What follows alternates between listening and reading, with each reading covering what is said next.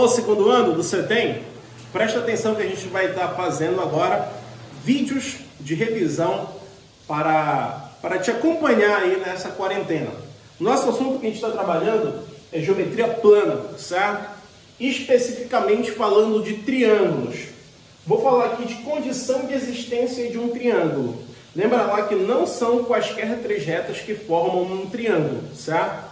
Para formar um triângulo, eu tenho que obedecer essa condição. Vamos lá. Se eu tenho um triângulo com lados A, B e C, a condição diz o seguinte. Primeiro, a soma de dois lados tem que ser maior que o terceiro.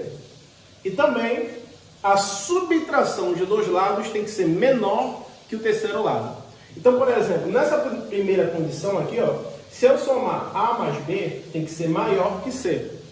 Se eu somar A mais C, tem que ser maior que B.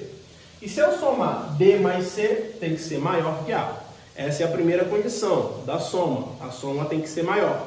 E eu tenho a condição da subtração, que diz que o módulo da subtração de dois lados tem que ser menor que o terceiro. Então, se eu subtrair aqui, ó, B menos C, tem que ser menor que A. Se eu subtrair A menos B, tem que ser menor que C. E se eu subtrair, ó, A menos C, tem que ser menor que B. Então, essas são as condições. Qual é a outra parte? Classificação de triângulos. Todo triângulo ele tem o seu nome e o seu sobrenome. Quem vai dizer isso são os seus lados e os seus ângulos, certo? Em relação aos lados, eu tenho o escaleno, o isósceles e o equilátero. Começando pelo escaleno. O que seria um triângulo escaleno? Triângulo escaleno é aquele triângulo que tem três lados diferentes, certo? Triângulo isósceles é aquele triângulo que possui dois lados iguais e um diferente. Esse lado diferente a gente chama de base, certo? E eu tenho um triângulo equilátero, que é o triângulo onde eu tenho três lados iguais.